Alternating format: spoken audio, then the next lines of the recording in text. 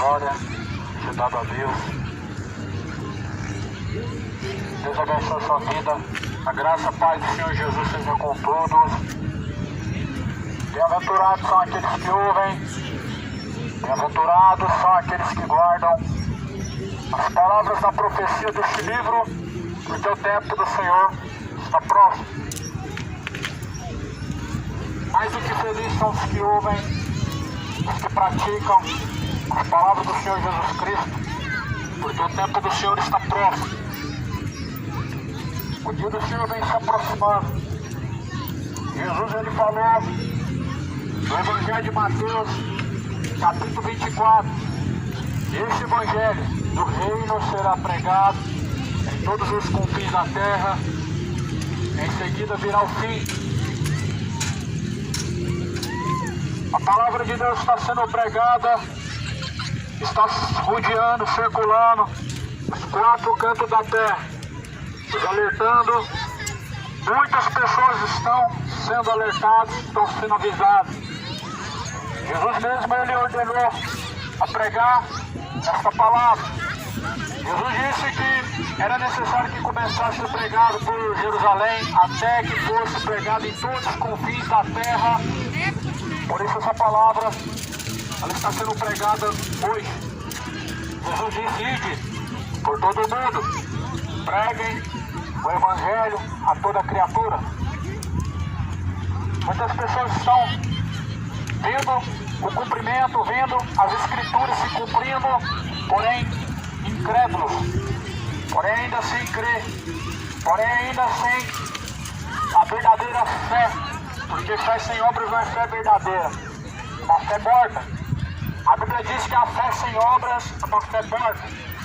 Ou seja, uma fé sem obediência, sem fidelidade, é uma fé sem obras, é uma fé que não pode salvar, é uma fé que não pode trazer ao homem vida com abundância. Porque Jesus disse que veio para que tivéssemos vida com abundância. Então, vida com abundância está somente em Cristo. Porém, muitas pessoas também têm confiado em si mesmos, em suas próprias obras, contando para a salvação. Paulo fala: pela graça sois salvos, mediante a fé que há em Cristo Jesus. Isso não vem das obras, isso não vem de vós, para que ninguém venha se gloriar diante de Deus.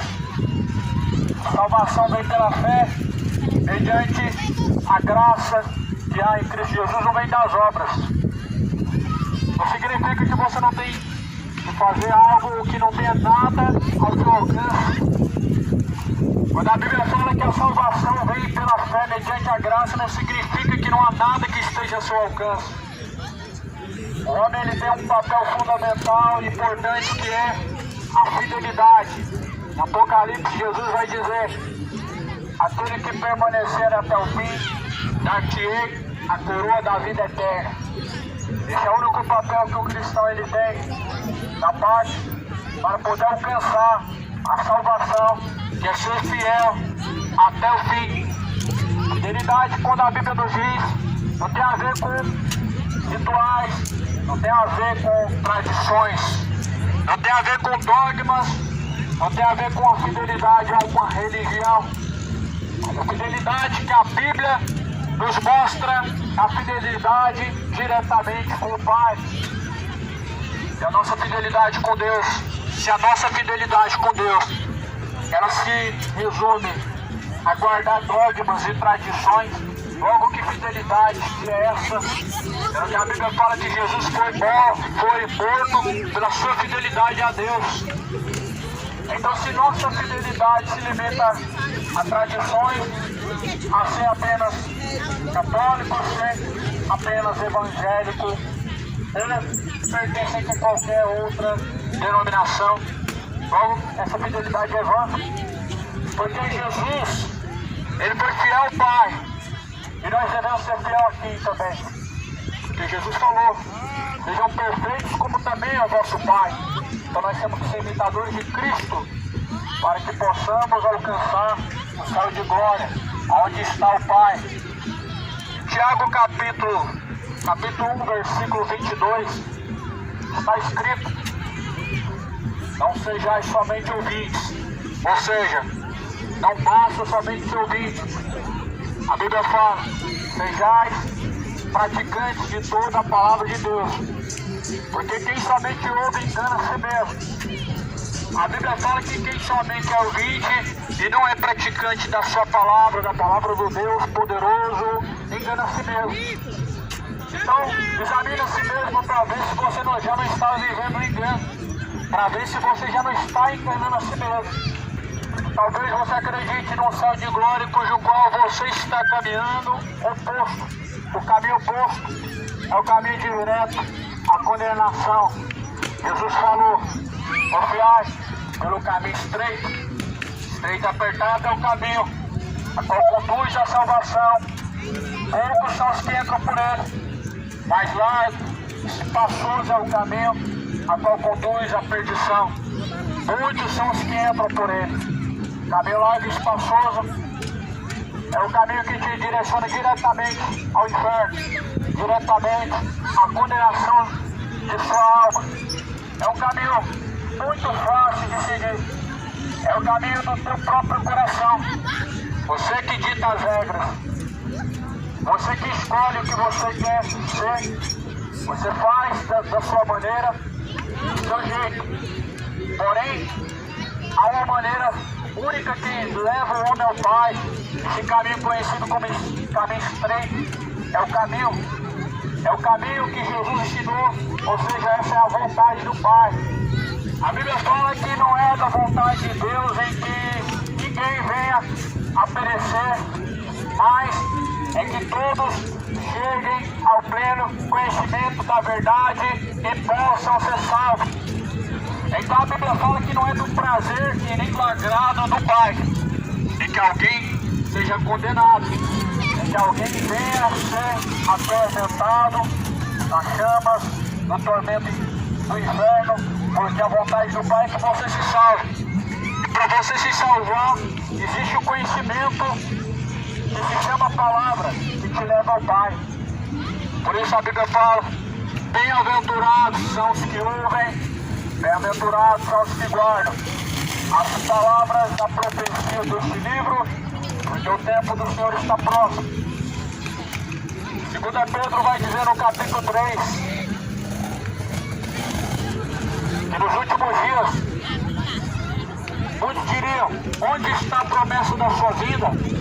E desde que os pais dormiram, todas as coisas permanecem como desde o princípio da criação. Eles ignoram isso, e pela palavra de Deus, já desde a antiguidade, existiram os céus e a terra, foi tirado da água, e no meio da água subsiste.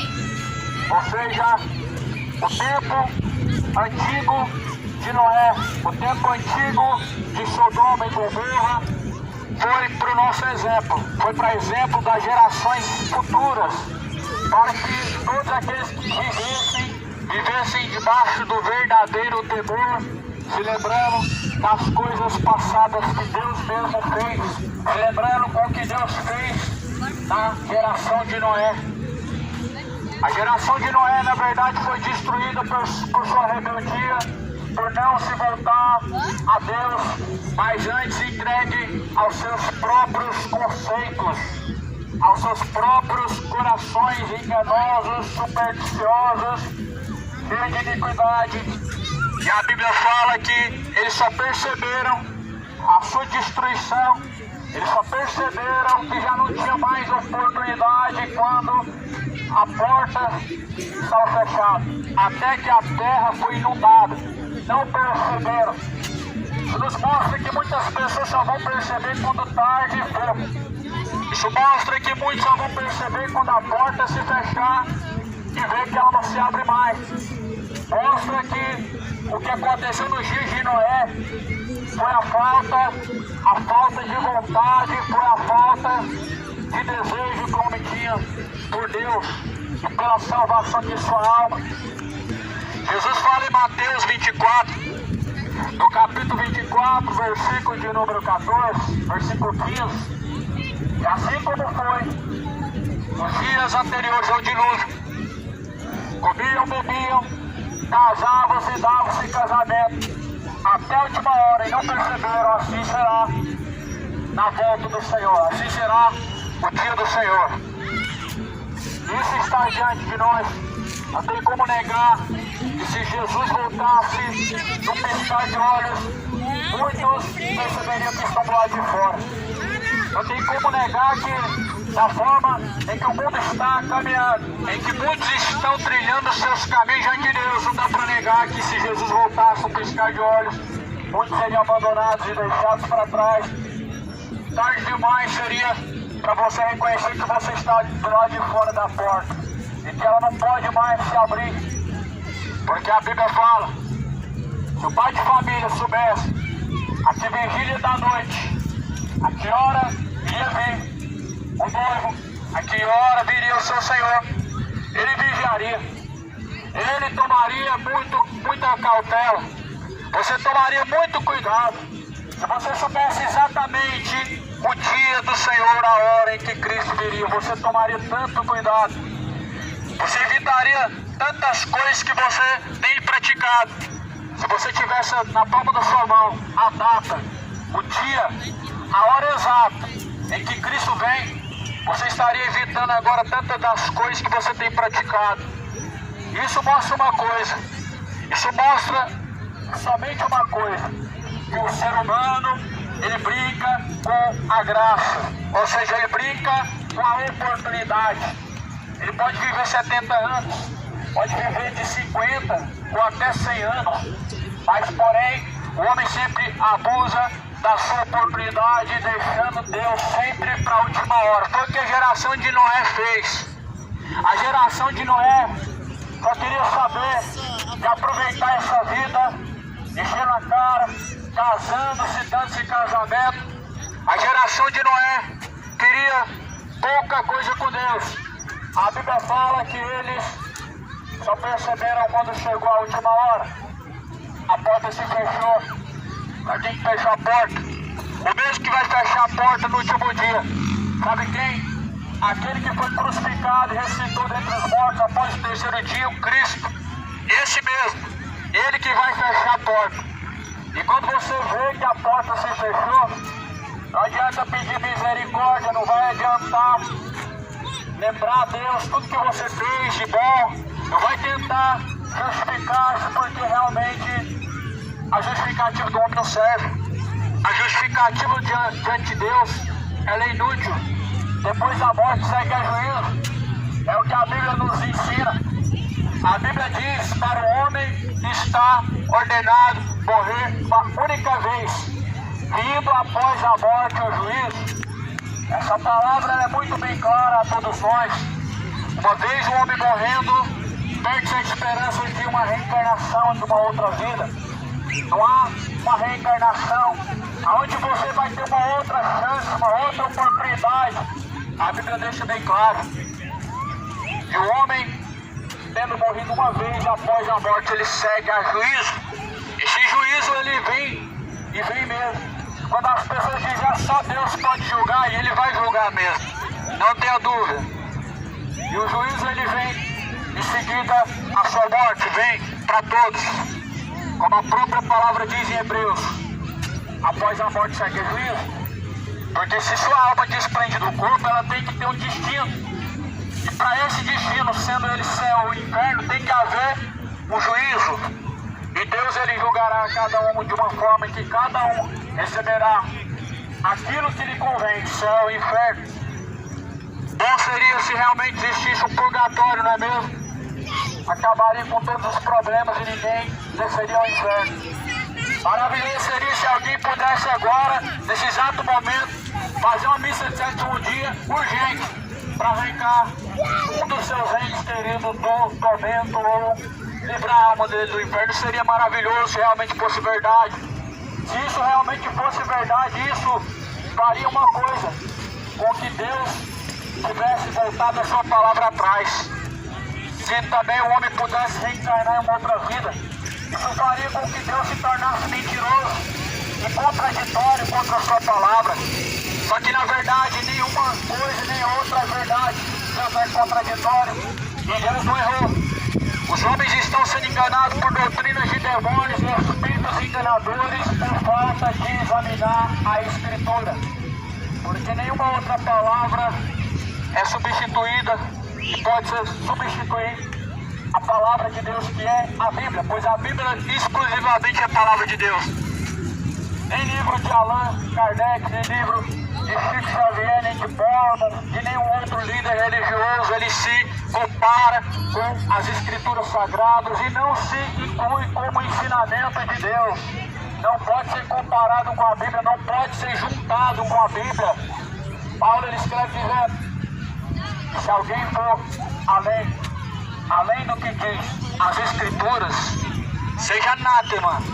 Ainda que o anjo venha do céu, ainda que o anjo pregue para você o outro evangelho, seja anátema. E anátema significa maldito. O maldito evangelho é o falso evangelho que tem enganado a tantas pessoas. Muitos hoje acreditam em muitas fábulas porque não estão lendo a Bíblia. Só que nós estamos vivendo esse momento, a Bíblia chama de apostasia. Apostasia chegou. Apostasia está levando muitos à perdição. O abandono da fé nunca foi tão nítido. O abandono da fé nunca veio com tanta força como nos tempos atuais. E a cada dia mais você vai ver pessoas negando aquele que o resgatou, negando o próprio Deus, abandonando a sua fidelidade a Deus. Por quê? Porque o amor está se esfriando. Por ter se multiplicado a iniquidade na terra, o amor de muitos se esfriará. O amor de muitos vai continuar se esfriando. Por ter se multiplicado sobre a face da terra a iniquidade. Quanto mais o homem ama a iniquidade, quanto mais o seu coração se agrada da iniquidade, mais o seu amor para com Deus vai se esfriando. O esfriamento é algo muito terrível. É uma pessoa que outrora adorava a Deus, mas agora ela se tornou neutra. Mas agora ela aceita tudo quanto é de pecado, tudo quanto é de errado, e classifica como pecado, como se fosse algo comum, classificando o pecado como algo comum. A tua alma está em perigo. A tua alma está ao grande perigo do abismo, porque o pecado adentrou o mundo, mas porém, por um só homem o pecado foi tirado. A Bíblia fala que Jesus veio para tirar o pecado do mundo. Aí eu pergunto para você, foi em vão que Jesus morreu na sua vida? Foi em vão que Jesus morreu pelo mundo? Porque se Jesus veio para tirar o pecado do mundo, e você diz que peca todos os dias, e todo mundo peca todos os dias, é normal, então você está dizendo que o que Jesus fez foi em vão. Você está dizendo que a morte de cruz não foi suficiente para que o mundo pudesse viver a vida sem pecado. Porque a Bíblia fala assim: ora, aquele que está morto para o pecado, como ainda ele vai praticar o pecado. A segunda carta de João mostra o quão enganoso e quão mentiroso é o coração de muitas pessoas, porque em 2 João fala, primeira carta, capítulo 2, diz: filhinhos, não pequeis, quem peca é do diabo, mas Cristo manifestou-se para desfazer as obras do diabo. E qual que é a obra do diabo que a Bíblia diz, se não o pecado? O pecado é a obra do diabo. E foi essa obra que Jesus manifestou para desfazer o pecado.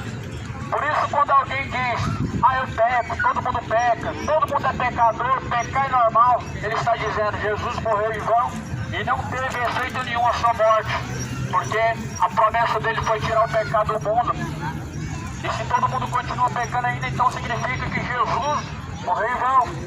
Mas quando as suas obras mostram tais atitudes, mostram que você realmente você não entregou-se de corpo, alma e espírito, para que uma vez Jesus pode arrancar os seus pecados e fazer de você uma nova criatura.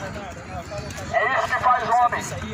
O homem se tornar uma nova criatura, nascer da água, a palavra, nascer do Espírito, entendimento. sepultamento. Velho homem, tem que acontecer. Se você não sepultar suas velhas vontades, suas velhas práticas, você nunca vai se tornar uma nova criatura em Cristo. Por isso Jesus ele falou para Nicodemos que é necessário o homem nascer de novo. Será que essa mensagem ela não serve mais, ela está podre? Jesus falou para Nicodemos, necessário é nascer de novo, da água do Espírito. Ele explicou o que é isso, nascer da água do Espírito. Isso é necessário para que todos os que querem viver uma vida plena com Deus, todos que querem alcançar a vida santa, todos que querem alcançar a salvação de sua alma, devem nascer de novo. Quem falou para você, amado, que você tem que ser religioso? Quem que te ensinou isso? Aonde que você aprendeu isso? Que você tem que ter uma religião e que você tem que ser defensor da sua religião. Foi isso que nós aprendemos de Jesus e nem foi de Jesus que nós ouvimos alguma coisa sobre isso. Mas nós fomos colocados como em defesa do Evangelho, ou seja, em defesa da palavra. Nós fomos colocados como cristãos, assim que nós fomos reconhecidos pela primeira vez. Em Atos dos Apóstolos, a Bíblia diz que pela primeira vez os discípulos foram reconhecidos como cristãos. Os discípulos não foram reconhecidos como evangélicos. Os discípulos não foram chamados de católicos. Os discípulos, eles foram reconhecidos como cristãos. O que faz a pessoa ser reconhecida como cristão? Porque ele crê em Cristo? Isso não é ser cristão. Ser cristão é ser seguidor de Cristo. Ser seguidor de Cristo, isso te torna cristão. Mas crer em Deus, a Bíblia fala que até os demônios creem e se estremecem. E como fala em Tiago capítulo 2, tu crês que há um só Deus, fazes bem, pois os demônios também creem e se estremecem. Então, se somente crer em Deus te tornasse um cristão, os demônios seriam cristãos também. Eles seriam filhos de Deus também. Porque a Bíblia fala, a Escritura diz que até os demônios creem e se estremecem. Eles se estremecem porque realmente crê. E quando crê porque realmente viram e conheceram a Deus.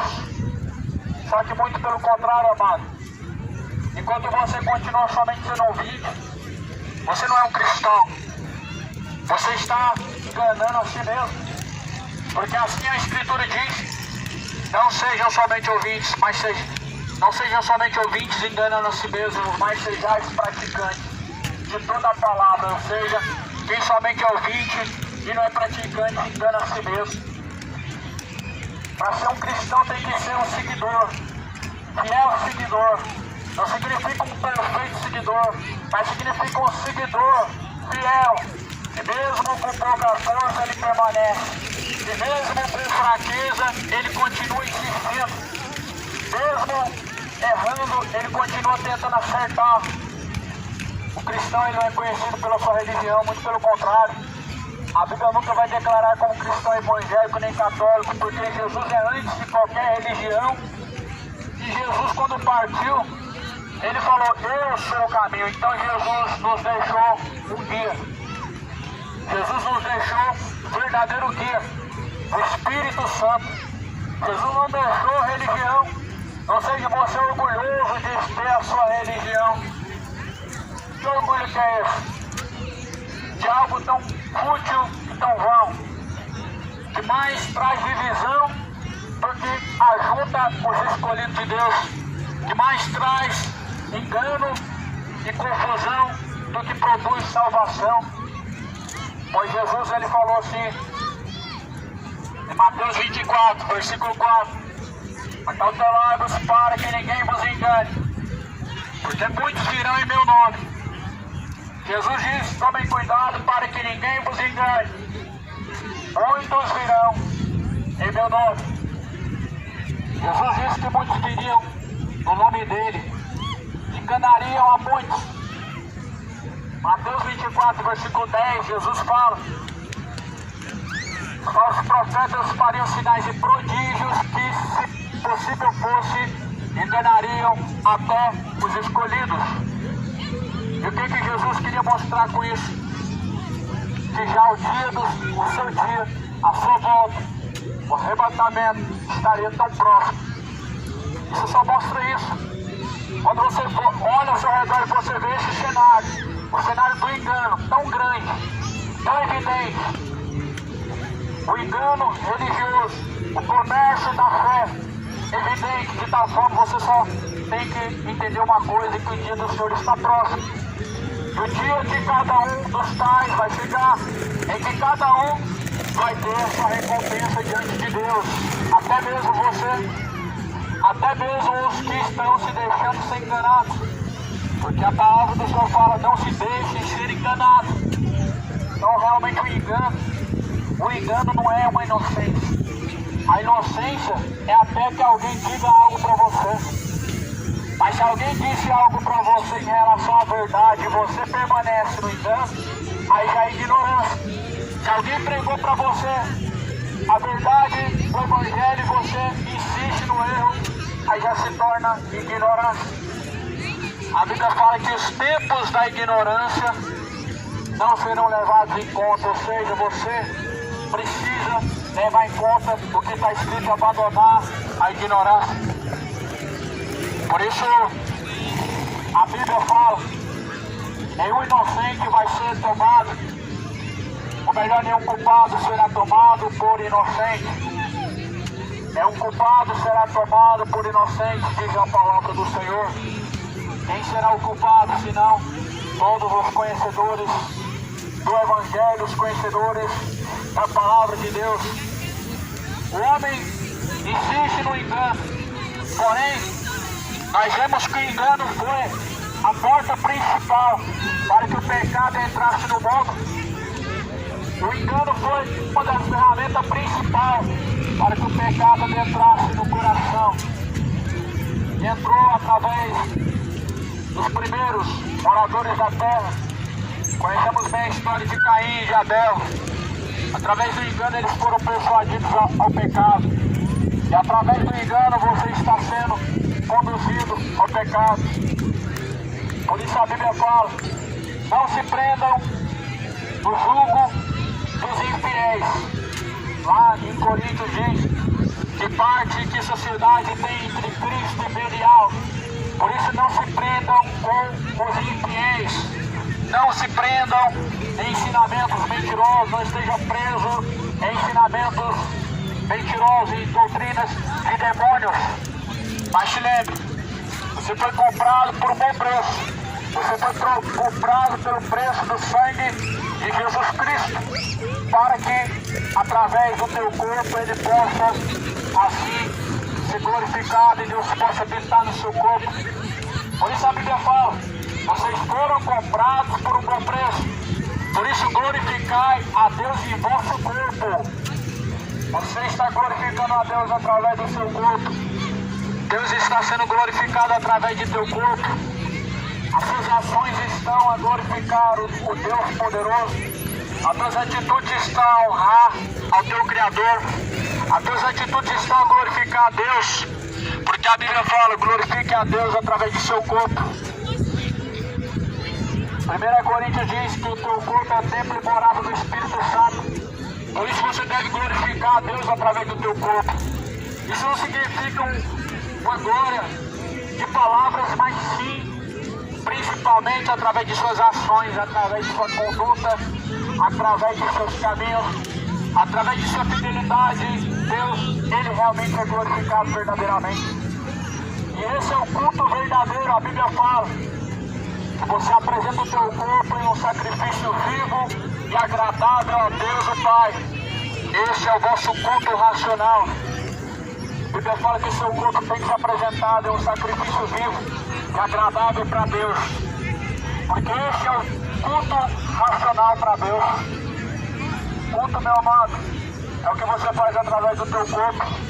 O culto verdadeiro para Deus é onde pessoas estão com seus corações cheios de iniquidade, mas estão louvando a Deus. Onde pessoas estão cheias de adultério, estão louvando a Deus não. Esse é um culto falso. O culto verdadeiro para Deus é o culto onde Deus está sendo realmente exaltado através de sua conduta, do seu corpo. Tudo que você faz com o teu corpo, ele é um culto.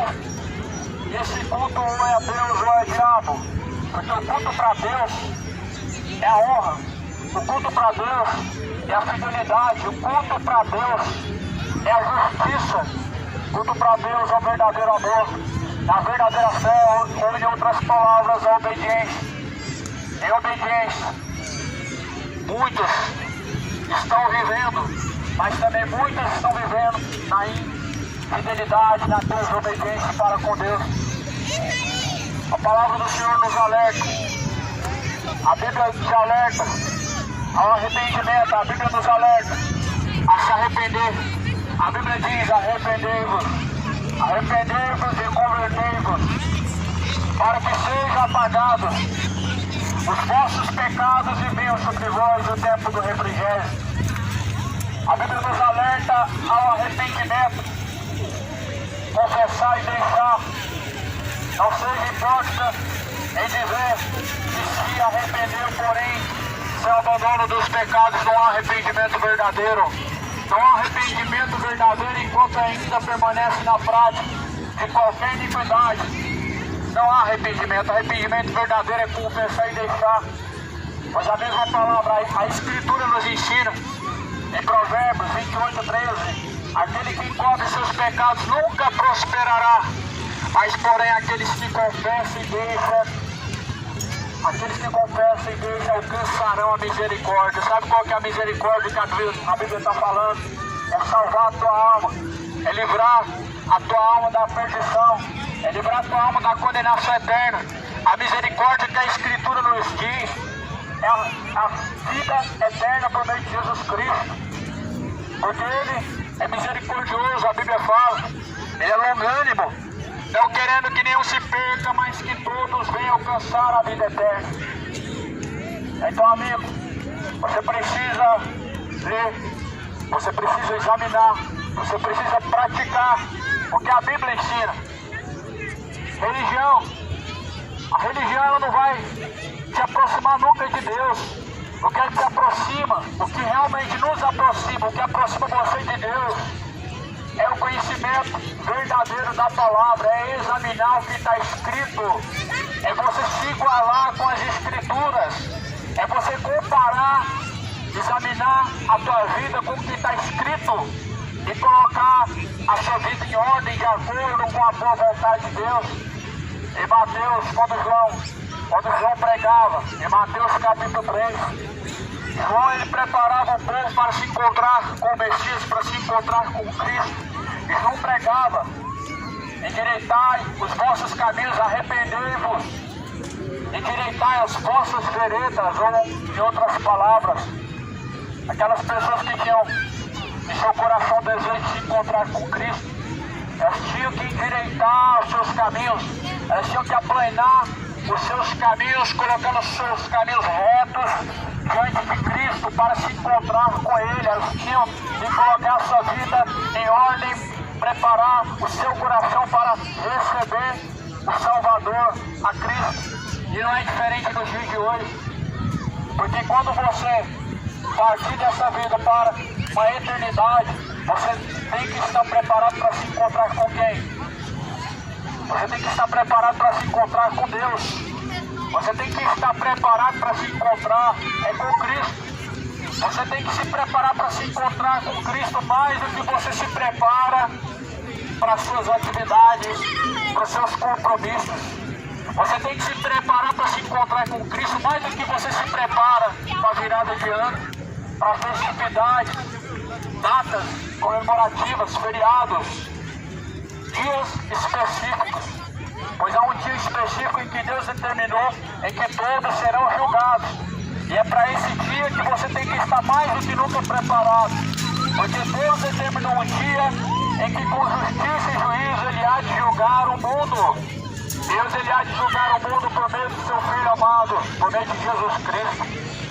O mesmo Deus de paz, o mesmo Deus de amor, também é o Deus justo juiz em que há de julgar os vivos e os mortos, os grandes e os pequenos. A Bíblia fala que todos estarão diante dele. todos comparecerão diante do juízo, grandes e pequenos, injustos, bons e maus, todos terão que comparecer diante de Deus. Todos terão que se responsabilizar por suas obras diante de Deus. Por isso se arrependa. Arrependei-vos e crede no Evangelho. Creia no Evangelho para que possam vir sobre você o tempo do refrigério. O Evangelho é o poder de Deus para a salvação daquele que crê. Paulo pregou em Romanos, capítulo 1, versículo 16. Porque eu não me vergonho do Evangelho, pois o Evangelho é o poder de Deus para a salvação de todo aquele que crê. Nós vemos a vergonha que os cristãos hoje têm do Evangelho. Uma grande vergonha por não pregar o Evangelho e por não se manifestar em favor, em defesa do Evangelho. São neutros, ficam neutros em suas decisões, ficam neutros em sua conduta. Não defendem o Evangelho diante de uma sociedade que escarnece de Jesus Cristo. Não defendem o Evangelho diante de pessoas que estão caminhando para o inferno. Por quê? Porque estão vivendo em desonra, uma verdadeira vergonha. São covardes. E a Bíblia fala que Deus não nos deu o espírito de covardia, mas sim o espírito de ousadia, para que nós possamos o quê? Pregar a verdade do Evangelho. Em 2 Pedro diz que nos últimos dias muitos escarneceriam, dizendo: aonde que está a promessa? Aonde que está a promessa da volta do Filho de Deus? Porque se passaram gerações, desde os tempos dos meus pais, desde os tempos dos meus avós, dizem que Cristo vai voltar e até hoje nada. Esses são os escarnecedores da nossa geração, da geração atual, que escarnecem duvidando da volta de Jesus, que escarnecem dizendo: cadê a volta de Jesus? O dia do Senhor que não chegou. Eles duvidam, eles negam o que aconteceu, ou seja, eles são ateus. Tem cristãos ateus, evangélicos ateus, que nem sabem, já não crê mais em boa parte da Bíblia, já crê que a Bíblia está adulterada. São cristãos ateus que nem sabem, que não estão mais crendo no verdadeiro Deus. Porque se você crê na Bíblia por partes, você não tem a Bíblia como sua fé, como regra de fé verdadeira. Mas você segue a si mesmo, você segue os seus padrões. Se você crê na Bíblia por partes, se você diz que a Bíblia não é um livro confiável, então você não é um cristão, você é um ateu que segue e usa o nome de Deus para viver uma vida de fantasia, seguindo vãs sutilezas e fábulas. Só que, porém, a palavra do Senhor fala em 1 Timóteo, a palavra de Deus fala na carta de Timóteo: nos últimos dias, muitos abandonariam a fé, dariam ouvidos a espíritos enganadores, a doutrinas de demônios, tendo sua própria consciência cauterizada. Esses tiveram sua mente cauterizada porque não aceitaram o padrão de Deus. Esses estão com sua consciência totalmente cauterizada porque não crê, porque não recebe por verdadeiro as verdades bíblicas, a verdade das Escrituras, porque não querem se sujeitar ao verdadeiro Evangelho. Jesus fala assim: vem a luz, eu vim ao mundo, a luz vem ao mundo, mas porém os homens amaram mais as trevas do que a luz, e eles desprezam, rejeitam a luz, para que essas obras que são más não sejam reprovadas diante de Deus. Então Jesus, ele veio ao mundo como luz, porém os homens amaram as trevas e não a luz. Porém os homens amaram as suas maldades e não a bondade de Deus. Os homens amaram mais o presente século, o pecado, a imundície da iniquidade, idolatrias, bebedeiras, feitiçarias, mais do que a Deus. A luz, ela raiou através da pessoa de Cristo, dando exemplo da forma em que nós devemos viver, mas os homens rejeitaram, crucificaram. E em Filipenses diz que muitos têm levado ao vitupério ao escárnio. A cruz de Cristo, que são inimigos da cruz de Cristo, que só pensam nesta vida. Os inimigos da cruz de Cristo, eles só pensam nesta vida. Jesus nos apresentou uma outra vida, que é eterna, que é além desta vida terrena. Jesus nos apresentou uma vida, não uma vida momentânea, uma vida de prosperidade, uma vida de alegrias, de momentos. Mas Jesus nos apresentou uma vida eterna através do que Ele mesmo fez na cruz. Só que muitos têm se tornado inimigos da cruz de Cristo por simplesmente não estarem sujeitos, por simplesmente rejeitarem a fidelidade, por simplesmente rejeitarem a prática, por se sujeitarem ao pecado, se tornaram inimigos da cruz de Cristo. E hoje é o que nós temos, pessoas que só pensam nesta vida, só pensam nesta vida terrena. O seu coração está posto somente nessas coisas materiais. Eternidade é algo que está distante do coração, o coração cujo qual o homem se entregou ao pecado. Por isso Paulo fala, ele só pensa nesta vida. O Deus deles é o ventre. O Deus deles é o ventre, que só pensa nas coisas desta vida. Tome muito cuidado. Talvez você confesse com os lábios que Cristo é o Senhor, e confessa que Ele é Deus, confessa que Ele é o Salvador, mas as suas obras talvez mostrem que o seu Deus não é Jesus e o seu Salvador não é Jesus, mas em que a sua prioridade, ou seja, é fazer a sua própria vontade, é a sua barriga que te governa e não é Cristo, é os teus sentimentos que te governam e não é Cristo. Por isso que se tornaram inimigos da cruz de Cristo. Porque Jesus falou assim, não acumulem tesouros na terra, mas acumular tesouros no reino dos céus, aonde nem a traça, nem a ferrugem consome, onde nem os ladrões nem minam nem roubam, mas acumular tesouros com Deus. Esse tesouro com Deus, será que você tem acumulado? Esse tesouro com Deus não é acumulado através de suas obras que você faz, através de suas feituras, mas esse tesouro com Deus é através da pessoa de Cristo.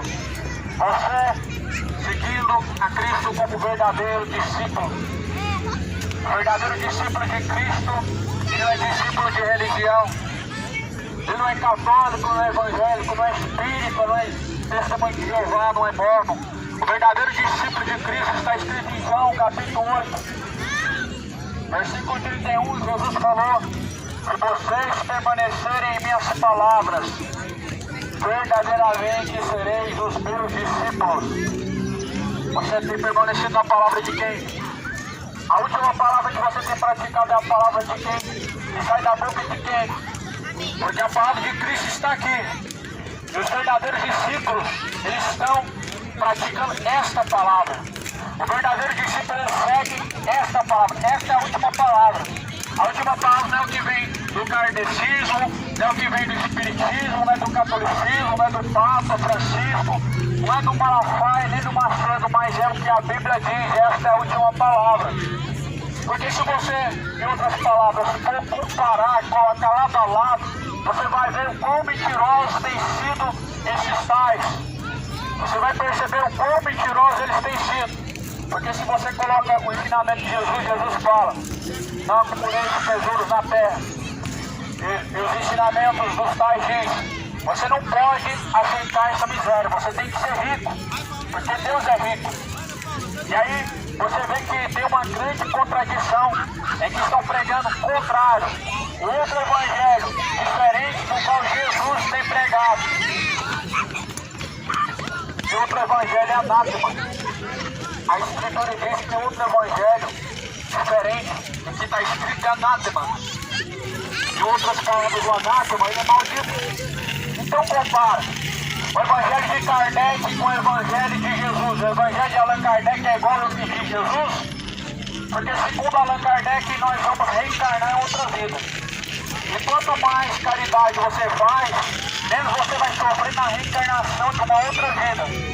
Mas segundo o que Jesus falou, o que Jesus falou, será que contradiz com isso? Porque Jesus falou para os saduceus criam. Os saduceus, eles criam, eles eram uma religião que criam na reencarnação em uma outra vida. Porém, Jesus pregou o que para os saduceus e para os fariseus?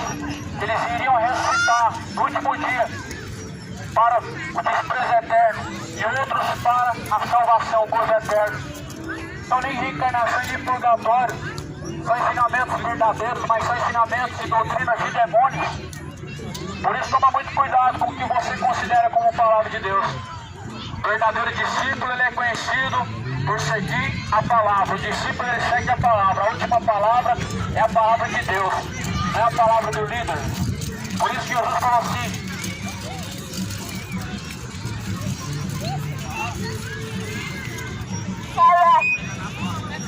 por isso Jesus falou assim: deixai-os, pois eles são condutores cegos.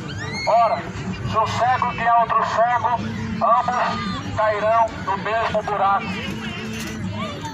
Os cegos guiando multidões de cegos, nós sabemos que o resultado é desastroso. Esses cegos que Jesus ele foi bem claro são líderes, porque para uma pessoa se deixar ser guiado por outro, essa pessoa tem que se dizer ser um guia, um líder, alguém que está numa estatura maior. Ninguém se deixa ser guiado por alguém que se apresenta como sendo menor do que ele. Só que, detalhe, que Jesus ensinou é que todos nós somos iguais. Jesus diz que todos nós somos iguais. Ou seja, a igreja de Cristo, ela está num pé de igualdade. Não tem um maior do que o outro. Não existe hierarquia. Não existe uns que têm poder maior do que o outro. A igreja de Cristo, meu amado, não existe essa hierarquia. Não existe esse sistema que escraviza as pessoas e que fazem você viver dependente deles para tudo. Jesus falou que todos somos iguais, todos somos irmãos. Você tem que comparar o que você tem ouvido. O discípulo, ele ouve e pratica o que está escrito. E se não está escrito, a Bíblia fala: examina tudo, retém o que é bom. Se não está escrito, você retém para ser lançado fora. Se não está escrito, você retém e lança fora. Como Paulo diz que declara por perda e como esterco tudo quanto ele alcançou e tudo quanto ele aprendeu antes de Cristo. Porque antes de Cristo, Paulo tinha uma religião. Antes de Cristo, Paulo era um religioso que matava defendendo sua religião. Antes de Cristo, Paulo era um defensor religioso que derramava sangue em defesa de sua religião. Conheço muitos e vejo praticamente todos os dias nas ruas pregando pessoas que são assim também, que falta somente agora derramar sangue para defender sua religião, mas no braço defendem sua religião, nas leis usam para defender sua religião, mas que porém porque estão cegos. O dia que Jesus abre os olhos, vão defender o quê? O verdadeiro evangelho, a palavra verdadeira. E vão ver quanto tempo perderam da vida, e vão ver quanto tempo se tornaram cegos. Mas Jesus, ele veio para Paulo, e Paulo foi aberto os seus olhos. Paulo começou a enxergar além daquilo que ele via. Porque quem abriu os olhos de Paulo foi Jesus. E quem abre os olhos do homem para que ele veja, e ele veja a verdade, é Cristo. Por isso que Jesus falou assim: se o Filho vos libertar, verdadeiramente sereis livres. Ora, o servo não fica para sempre, mas o escravo permanece para sempre. O filho ele não permanece no pecado, mas o escravo ele permanece no pecado. A pessoa ela permanece no pecado na situação de escravo, porque realmente ele está vendido sobre o pecado. Ele está sendo levado por um certo sentimento que parece ser bom. Só que Jesus falou assim: conhecereis a verdade vos libertará. Os fariseus não entendiam, não compreendiam que palavra era essa. Ora, nós não somos servos, não somos escravos de ninguém.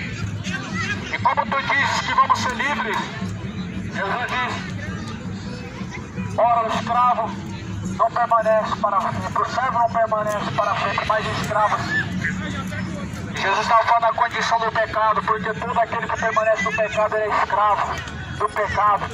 Por isso o Filho de Deus se manifestou para desfazer as obras do pecado.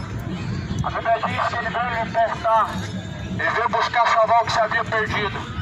Isaías profetiza acerca do dia do Senhor, Isaías profetiza acerca do Messias e diz que ele foi ungido para pregar as boas novas e colocar em liberdade os cativos do cativeiro, os cativos de seus pecados, os presos de seus pecados. Jesus veio para colocar em liberdade os seus pecados. Tanto é que nós vemos lá em Mateus 10, Mateus 11, 28, Jesus fala: vinde a mim os que estão oprimidos e carregados de pecados, eu vos aliviarei. E aprendam de mim, porque eu sou manso e humilde, e vocês vão encontrar descanso. Ou seja, quem carrega fardo de pecado, ele não está descansando, ele não é livre. Ele é uma pessoa oprimida, ele é uma pessoa que caminha cansado, ele é uma pessoa que vive cansado da mesmice das suas condutas e até tenta sair, porém, quem veio para libertar foi Cristo. E é isso que muitos não conseguem entender até hoje. Tentam pela força do próprio braço, tentam da sua própria maneira, tentam todos os recursos que podem, buscam tudo que podem, que está ao alcance, mas porém o verdadeiro libertador é Cristo. Não se prendam ao jugo dos homens, quem liberta é Cristo. É a verdade que liberta. Muitos estão sendo levados por vãs sutilezas, por promessas, porque acho interessante ver demônio caindo dentro de uma congregação e acham que estão sendo libertos. Estão sendo, não.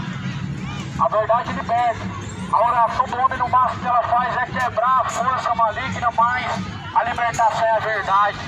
A verdade ela liberta. Eu duvido você permanecer no engano, você permanecer preso, você permanecer num lugar, num ambiente fechado, se você descobrir aonde que está a chave. Se você está trancado em algum lugar e você não tem o poder da chave, certamente você vai permanecer. Mas se alguém te disser aonde que está essa chave, certamente você vai sair. E essa verdade que liberta, a palavra.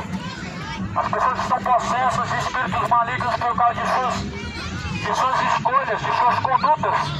Mas quando Cristo ele nos chama para fora, ou seja, para a verdadeira liberdade.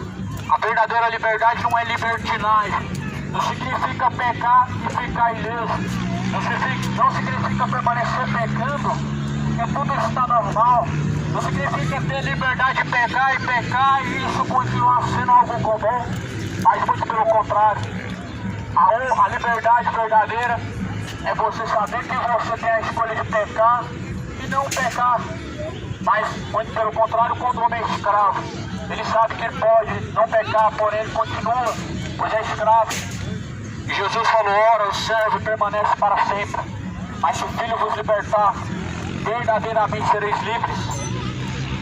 Nós sabemos que os céus e a terra que agora existem, eles se reservam, se entesouram e se guardam para o fogo até o dia do juízo e da perdição dos homens ímpios.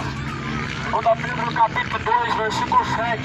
Mas os céus e a terra, ele agora existem pela mesma palavra, se reservam como tesouro e se guardam para o fogo até o dia do juízo e da perdição dos homens ímpios.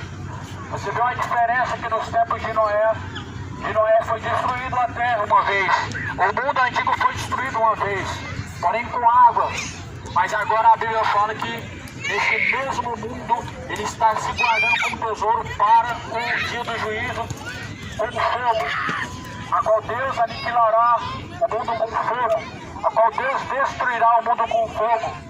E se você buscar, você vai ver que Jesus disse mesmo. Em Mateus 24, Jesus fala. Lucas, Jesus diz que os céus e a terra se passarão com grande estrondo e com ardor de fogo. E você vê também na primeira carta, na segunda carta de Tessalonicenses, a Bíblia também fala de um fogo. E esse fogo que a Bíblia fala, ele os abrasará. A palavra do Senhor, ela está sempre nos alertando. Mas porém, como Isaías disse, quem deu crédito à pregação, a nossa pregação, e a quem manifestou-se o braço forte do Senhor.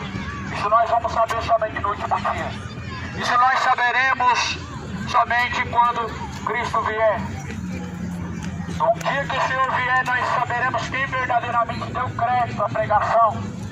Dar crédito à pregação não significa você parar para ouvir 1 hora, meia hora, 10 minutos, mas isso vai somente ter resultado no último dia, se você praticou ou não. Se você colocou em prática ou não, isso fará saber se deu crédito ou não à pregação do Evangelho. Porque o Evangelho é o poder de Deus para a salvação daquele que crê. Por enquanto nós estamos tendo dias de misericórdia sobre a face da terra, em que essa misericórdia também ela está para acabar por um fio.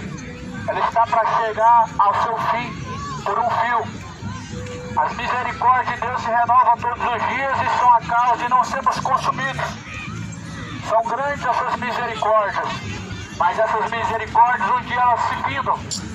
Não é mesmo? Uma sepultura, ela te separa da misericórdia de Deus. Ela te separa para toda a eternidade da misericórdia de Deus. Por isso Jesus fala que bem-aventurados são os misericordiosos, porque dos tais é o reino de Deus. Deus terá misericórdia de quem tiver misericórdia, ele diz, sua palavra, o Evangelho diz, as Escrituras diz, que Deus terá misericórdia de quem tiver misericórdia. E bem-aventurados são os misericordiosos, porque dos tais é o reino de Deus. Se alguém não usa de misericórdia, Deus também não usará de misericórdia. Se alguém não é misericordioso, a misericórdia de Deus também não está sobre ele. Por isso, mais do que felizes são os misericordiosos. Se você está vivendo, amado, o plano de Deus, você está sendo misericordioso. Mas se você se afasta do plano de Deus e dos caminhos de Deus, você não está tendo misericórdia de sua alma. Pois para a perdição e condenação está caminhando a tua alma, e logo aonde é encontrada a misericórdia? Porque misericórdia, meu lado, a Bíblia diz, eu quero e não sacrifícios. Os sacrifícios o homem apresenta, mas a misericórdia é mais prazeroso para Deus e é muito melhor, muito mais importante do que qualquer sacrifício que o homem apresente. Qualquer sacrifício por meio do corpo não é recebido, senão o sacrifício que Jesus fez. Por isso a Bíblia fala que misericórdia Deus ele quer, e não sacrifício. Não adianta colocar o carro numa fogueira santa, não adianta colocar a casa, entregar todos os seus bens, todos os seus centavos e economias. Isso não é sacrifício para Deus. Isso nunca foi sacrifício para Deus. Para Deus não é. Para Deus é misericórdia. Para Deus é o teu coração quebrantado e contrito. A Bíblia fala que o sacrifício agradável para Deus, o Pai, é esse. O coração quebrantado e contrito, a qual Deus não rejeita. Então a Bíblia está falando de um sacrifício que Deus não rejeita. Esse sacrifício para Deus, ele é um sacrifício perfeito, ele é um sacrifício agradável, é o coração quebrantado, contrito. Deus não despreza. Eu queria ver algum exemplo na Bíblia onde que Deus recebeu de alguém tudo que ele possuía de riquezas, de bens, de economias, como sacrifício. Porque não é válido você dizer que Abraão deu Isaac. Não é válido você dizer que Deus recebeu o sacrifício de Abraão quando Abraão apresentou Isaac. Deus falou a Abraão, não faça isso. Deus não pegou o sacrifício de Abraão. Deus não aceitou Isaac como sacrifício. Deus providenciou um sacrifício. Que sacrifício é esse? Era o Cordeiro. O Cordeiro é Cristo hoje. Deus não vai receber sacrifício por meio do homem, porque o sacrifício foi provido. É o Cordeiro de Deus que tira o pecado do mundo. Eis o Cordeiro de Deus que tira o pecado do mundo. É o único sacrifício que Deus vai receber. Não adianta fazer caminhadas longas para a Trindade. Não adianta você fazer para Deus sacrifícios todos os meses e tentar ajudar alguém, o homem, por si só, para ele estar de pé. Houve um sacrifício que Jesus fez. Lá em Hebreus diz que foi posta uma nova aliança. Deus não recebe mais sacrifício por meio de animais. Deus não recebe sacrifício mais por meio do corpo do homem. E de outra forma, mas sim, o verdadeiro sacrifício. A Bíblia diz, o verdadeiro sacrifício é o vosso corpo em obediência. O verdadeiro corpo vivo em obediência a Deus, a Bíblia fala. Esse é o culto racional. Esse é o verdadeiro sacrifício para Deus. Por isso a palavra do Senhor diz, meu amado, nós temos que tomar muito cuidado. Devemos tomar muito cuidado com o que ouvimos. A Bíblia nos ensina a examinar bem, ou seja, analisar bem o que nós ouvimos, a fazer uma autoanálise de si mesmo e analisar o que ouvimos, comparando com o que está escrito. Sempre tem que ser comparado o que se ouve com o que está escrito, pois a fonte mais confiável e mais segura é a Bíblia, e sempre será a última palavra, sempre será a fonte mais confiável. Está escrito também em 2 Pedro, capítulo 3, versículo 16, falando disto, como em todas as suas epístolas, entre as quais há pontos difíceis de entender, que os indultos inconstantes, eles torcem igualmente as outras escrituras para sua própria perdição. Indultos são pessoas de pouco entendimento, indultos são homens carnais que seguem o seu próprio entendimento. Eles distorcem as escrituras.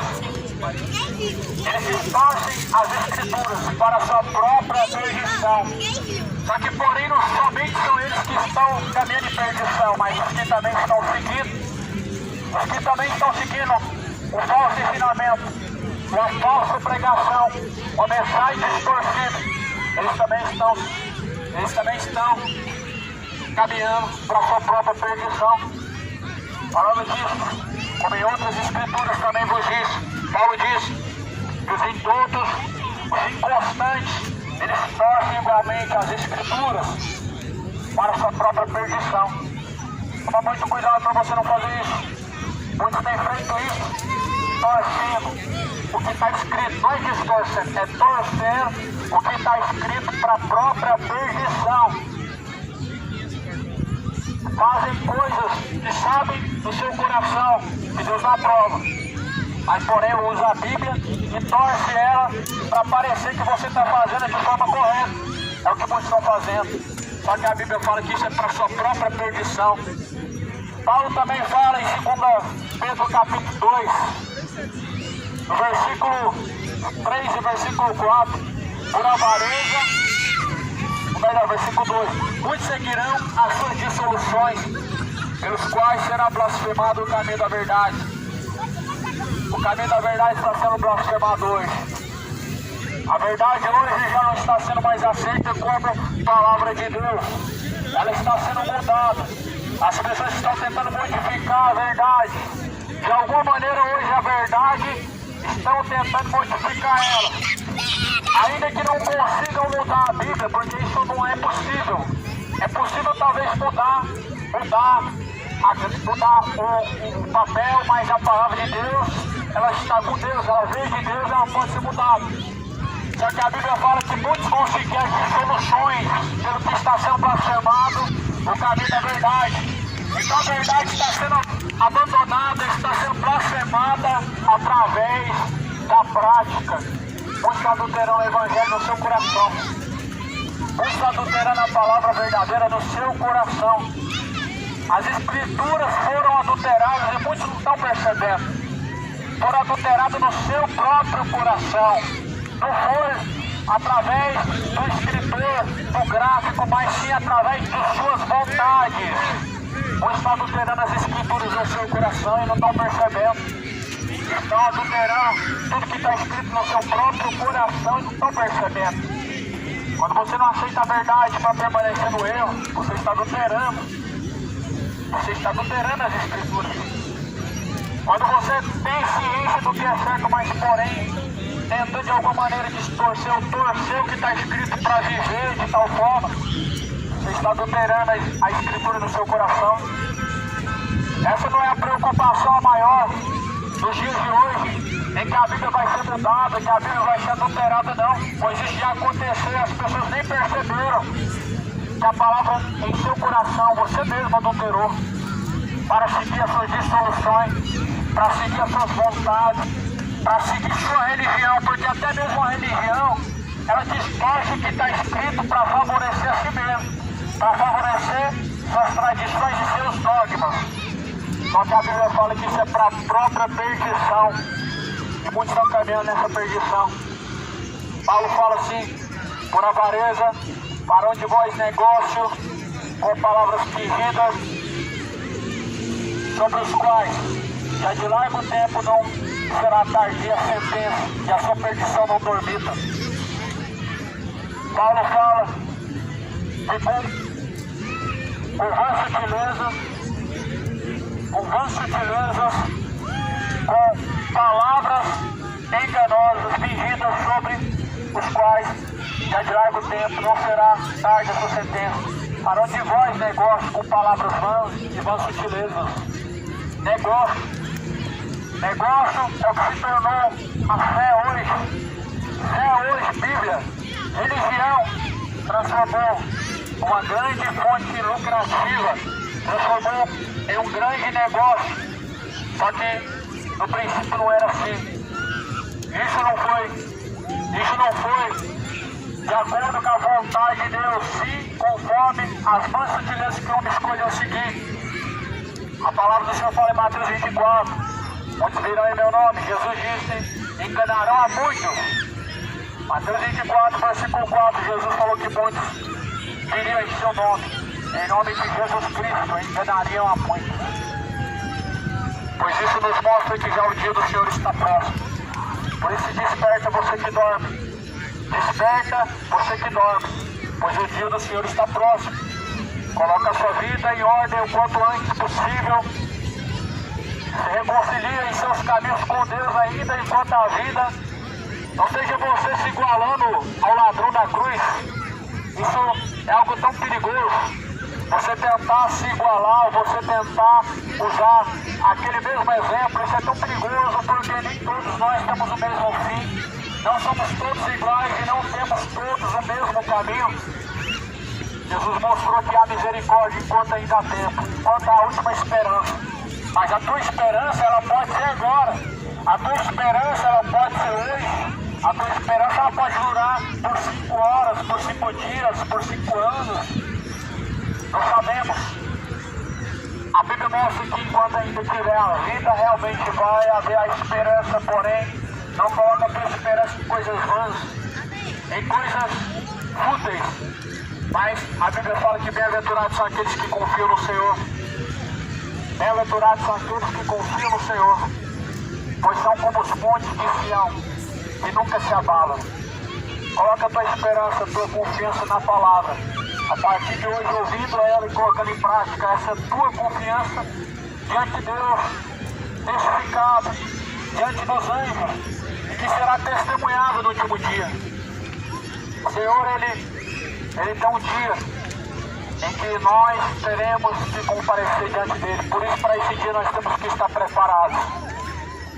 A palavra fala, Deus não perdoou o mundo antigo, mas guardou Noé, pregoeiro da justiça, com mais 7 pessoas, ao trazer o dilúvio sobre o mundo dos ímpios, e condenou a subversão à cidade de Sodoma e Gomorra, reduzindo a cinza e pondo-as para exemplo, para que todos aqueles que vivessem impiamente. A Bíblia fala que Deus não perdoou o mundo antigo. O que aconteceu com a geração de Noé? O que aconteceu com o mundo antigo de Noé?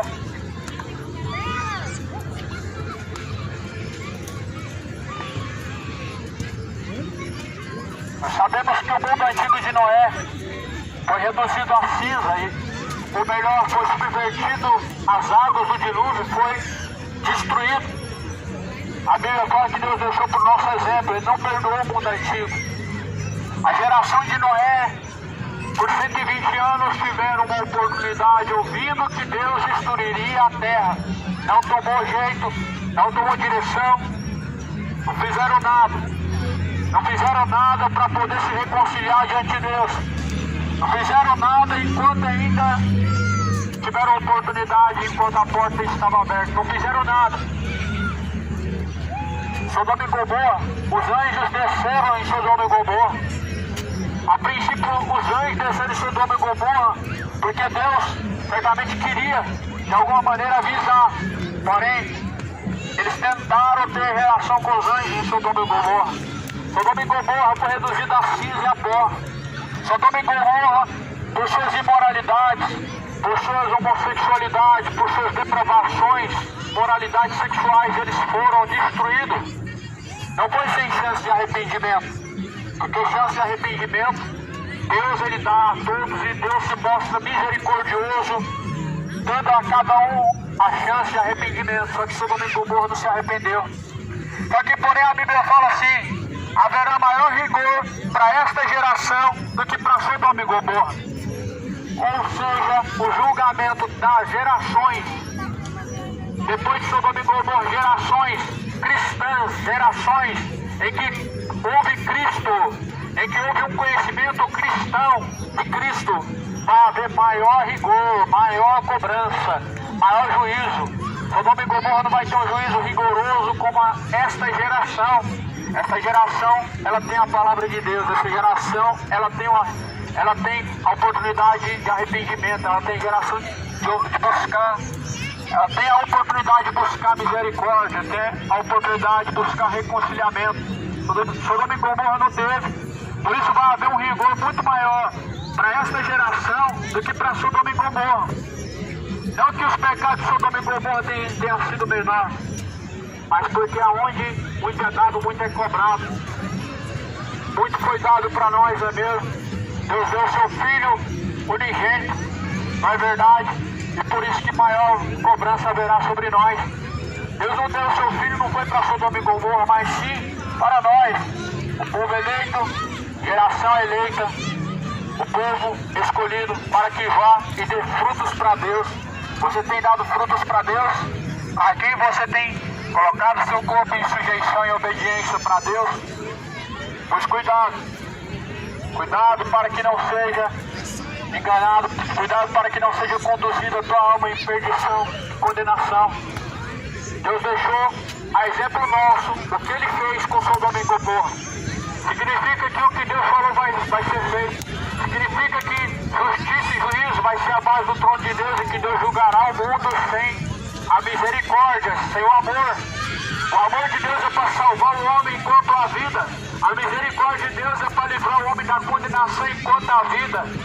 O amor de Deus é para isso. O amor de Deus é para te livrar enquanto há esperança da condenação. O amor de Deus é para te livrar da perdição, do inferno, enquanto há esperança. Mas com justiça e juízo, Deus julgará. Deus julgará a cada um segundo a sua obra, segundo os seus caminhos. Deus julgará, pois a Bíblia fala em Hebreus 9:27, o homem está ordenado morrer uma única vez, porém vida após a morte e juízo.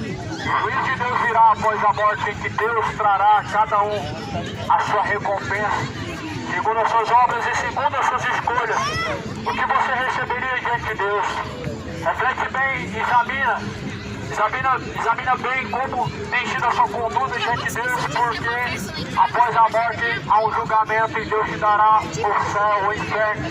Se você tivesse que estar agora diante de Deus, na forma que você se encontra, você receberia o céu ou o inferno. Se você tivesse que prestar conta com Deus nesse exato momento, agora, da maneira que você se encontra diante de Deus, você seria salvo ou condenado. Examinar em cada um a si mesmo, para ver se já não estão reprovados diante de Deus.